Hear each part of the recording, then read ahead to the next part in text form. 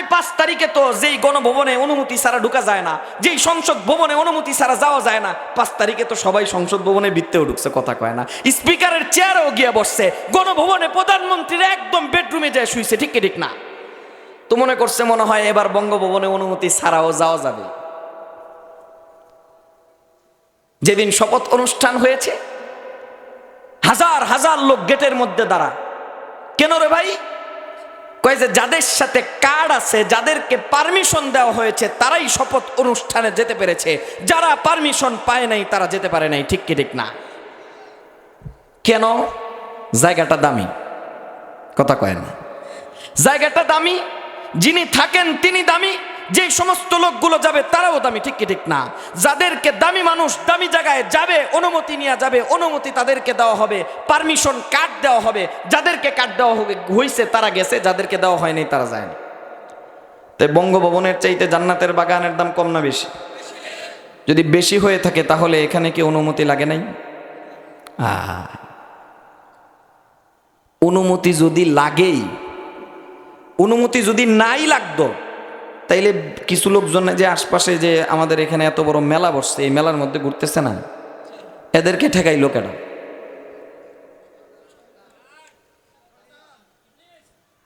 রবের পক্ষ থেকে যাদেরকে অনুমতি দেওয়া হয়েছে তারাই আসার সুযোগ পেয়েছে, যাদের অনুমতি হয় নাই আশপাশ দিয়া ঘুরবে, দোকানপাটে ঘুরবে, মাইকের আওয়াজ যাবে, এলাকার লোক হয়েও আসবে না, আর অনুমতি যে পেয়েছে হাজার মাইল দূর থেকেও চলে আসবে, ঠিক কি ঠিক না?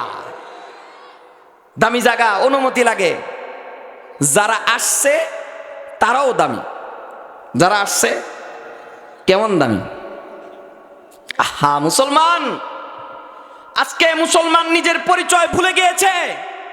এই জন্য তো মুসলমানদেরকে কুকুর শ্রীগালরা চক্ষু দেখায়, ঠিক কি ঠিক না? মুসলমান নিজের পরিচয় ভুলে গেছে। বনের বাঘ যদি নিজের পরিচয় ভুলে যায় তখন বিলায়ও আইসা বাঘরে নাড়া দেয়। মুসলমান নিজের পরিচয় ভালো করে বুঝেন। আপনার মূল্য কত? আপনি যেখানে সেখানে যাইতে পারেন না, আপনি যে কোনো জায়গায় নিজেকে বিক্রি করতে পারেন না, আপনার মূল্য কত আপনি ভালো করে বুঝেন। রাত্রের বেলা বয়ান করে যাইতেছি, ঢাকা শহরের পাইকারি একটা বাজার আছে, কারওয়ান বাজার। সেই কারওয়ান বাজারের পাশ দিয়ে যাই, দেখি যে পাইকারি বাজার থেকে বড় খাঞ্চায় কইরা সবজি কিনছে, পাইকার কিনছে। খুচরা বিক্রেতা ওইখান থেকে কিনা আইনা বাজারের পাশেই সে ওই পুরা বস্তা খুইলা ওইখান থেকে বাঁচতেছে। আমি যে জিজ্ঞেস করলাম, ভাই আপনি কিনলেন তো সব একসাথে, বাঁচতেছেন কেন? কইতেছে হুজুর কিনছি তো সব পাইকারি রেটে, সব এক লগে, কিন্তু এখন এখান থেকে বাইছা 3-4টা প্রকার বের হবে। একটা খুব ভালো, যেটাতে কোনো দাগ টাক কিচ্ছু নাই, ওইটারে হাই রেটে বিক্রি করব, আর যেটা একটু দাগ টাক আছে ওইটার রেটের চেয়ে একটু কম রেটে, আর যেটা একেবারে বেসুলার মতন ওইটার আরো কম রেট। আলাদা করে কি করে না? করে কি করে না? আপনাদের এখানে খুচরা দোকানদার আছে না? আম কিন্তু কিন্না আনে একসাথে কইরা এই খাঁচায় কইরা আইনা সেরা ওইখান থেকে আলাদা করে কি করে না? করে কি করে না? আল্লাহ রব্বুল আলামিন পুরা মানব সৃষ্টি নয়, সৃষ্টি জগৎ পুরাটা সৃষ্টি করেছেন। সৃষ্টি করার পর রব্বুল আলামিন সেখান থেকে বাছাই করেছে, পুরা সৃষ্টি জগৎ থেকে বাছাই করে আপনাকে আমাকে মানুষ হিসেবে নির্ধারণ করে, মানুষ হিসেবে আমাদেরকে বাছাই করে রব্বুল আলামিন সমস্ত সৃষ্টি জগতের উপর সম্মান দিয়েছে। বাছাই কিন্তু এতটুকু শেষ না, এই গ্রেড, আপনাদের গ্রেড ভালো করে বুঝছেন, এক গ্রেড।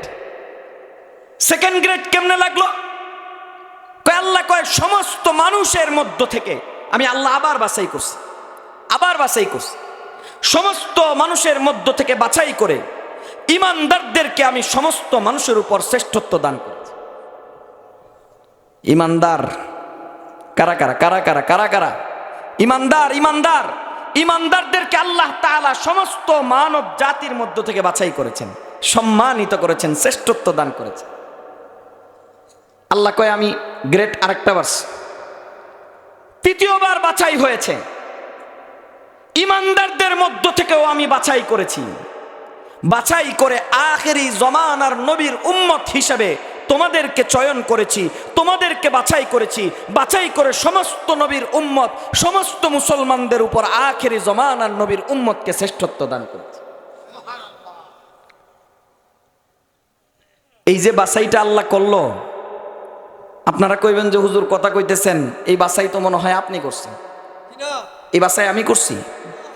আমি করি নাই, রব্বুল আলামিন করেছেন। কালামে পাকের মধ্যে রব্বুল আলামিন ইরশাদ করেন, ওয়ালাকাদ কাররামনা বানি আদম, সমস্ত সৃষ্টি জীবের মধ্য থেকে আমি মানুষকে বাছাই করেছি, মানুষকে নির্বাচিত করেছি, মানুষকে শ্রেষ্ঠত্ব দান করেছি, আলাদা করছি, কইরা মানুষের দাম শ্রেষ্ঠ করেছি, মানুষকে সমস্ত সৃষ্টি জগতের উপর দাম দিয়েছি। ওয়ালাকাদ কাররামনা বানি আদম। এরপরে একবার তো দামি হইল, এই দামিগুলোর মধ্য থেকে আবার বাছাই করেছি, বাছাই করে মানুষের মধ্যে বিভিন্ন ধর্মের লোকজন আছে, ইসলাম ধর্মের জন্য, আল্লাহর দ্বীনের জন্য, আল্লাহর ধর্মের জন্য আমি মুসলমানদেরকে, ঈমানদারদেরকে বাছাই করেছি।